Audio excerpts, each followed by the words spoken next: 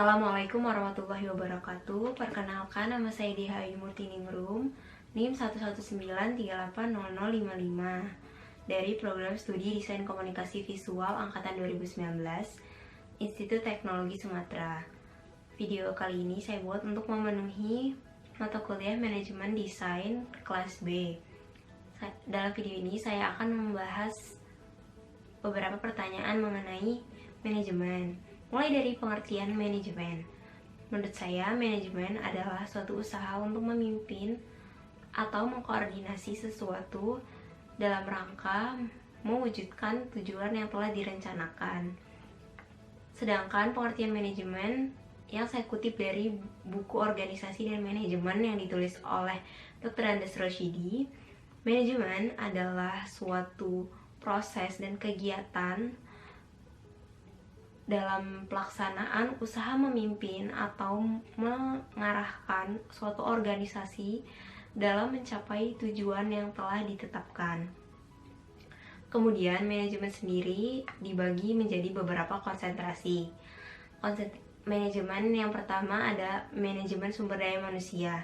Manajemen sumber daya manusia di sini bertanggung jawab untuk menarik, merekrut, dan mengelola kinerja para karyawan sebagai sumber daya manusia dari suatu perusahaan. Yang kedua ada manajemen teknologi dan informasi. Manajemen teknologi dan informasi di sini bertugas untuk mengelola tim dan pelaksanaan teknologi dan informasi di perusahaan. Yang ketiga ada manajemen program. Dalam manajemen program, manajemen pengelolaan portofolio proyek yang sedang berlangsung di suatu perusahaan. Yang keempat ada manajemen proyek. Manajemen proyek ini melakukan perencanaan, organisasi, dan kontrol proyek yang ada di suatu perusahaan. Kemudian yang kelima adalah manajemen pemasaran. Dari manajemen pemasaran ini dilakukan pemasaran dan memperkenalkan produk. Poin pertanyaan berikutnya adalah mengapa dalam industri kreatif desain komunikasi visual memerlukan manajemen? Menurut saya, tidak hanya di industri kreatif desain komunikasi visual saja, tapi di semua bidang industri juga memerlukan manajemen. Yang menjadi penting adalah manajemen di bidang industri kreatif desain komunikasi visual diperlukan karena poin pertanyaan berikutnya adalah mengapa dalam industri kreatif desain komunikasi visual diperlukan manajemen.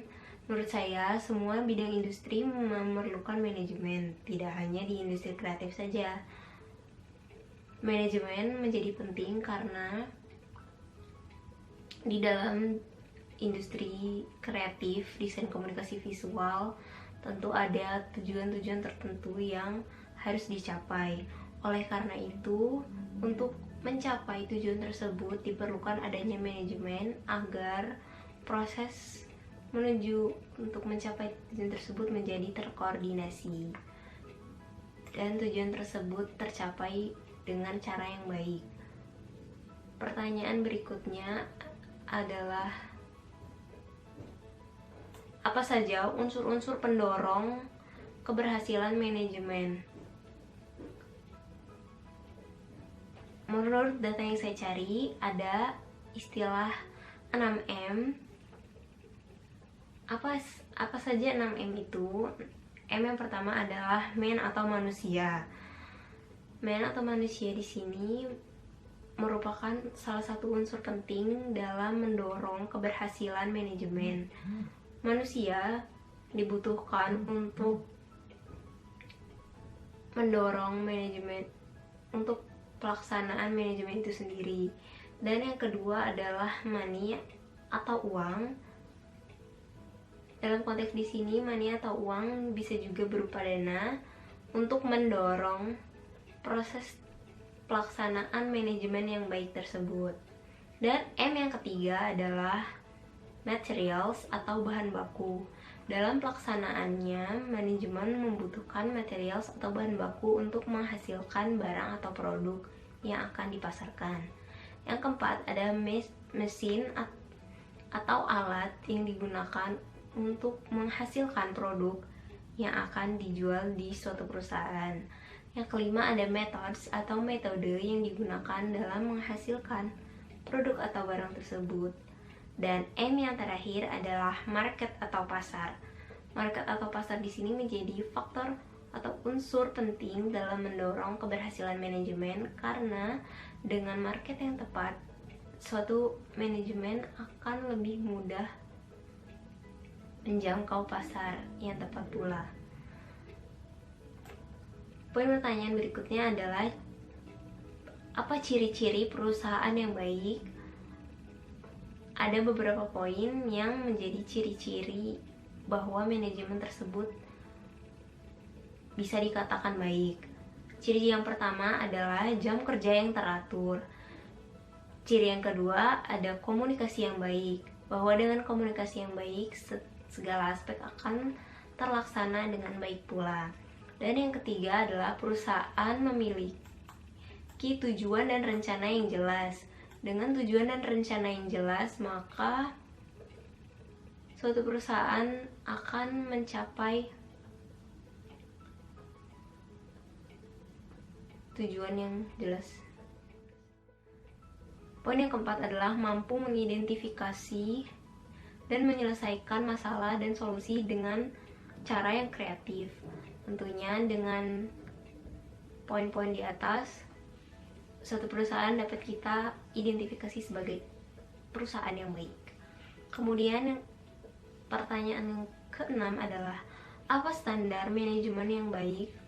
Menurut International Organization of Standardization, ada beberapa poin yang mengindikasikan bahwa perusahaan tersebut adalah perusahaan yang baik.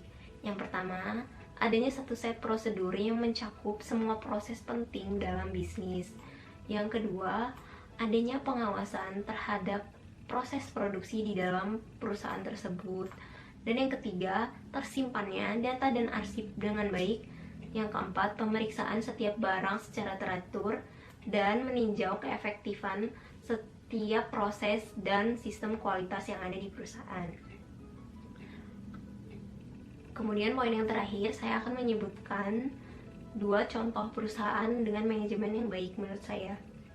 Perusahaan yang pertama adalah The Walt Disney Company atau biasa dikenal dengan Disney. Disney merupakan salah satu perusahaan hiburan dan media terbesar di dunia. Disney didirikan pada tanggal 16 Oktober 1923 oleh Walt Disney dan Roy Oliver Disney. Disney menjadi perusahaan dengan manajemen yang baik menurut saya, karena Disney mampu menjadikan dia sebagai industri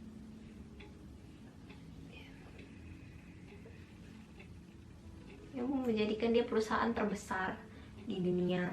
Bahkan dalam perjalanannya, Disney telah menghadapi berbagai macam rintangan. Akan tetapi hingga saat ini Disney terus berinovasi dan tetap bertahan di pasar dunia. Contoh perusahaan dengan manajemen yang baik kedua menurut saya adalah Samsung. Samsung merupakan perusahaan asal Korea Selatan yang memiliki manajemen yang baik. Mengapa saya katakan demikian? Karena pada tahun 1900-an terdapat krisis ekonomi di Korea Selatan. Akan tetapi Samsung tetap bertahan dan terus berinovasi hingga saat ini. Bahkan Samsung tidak hanya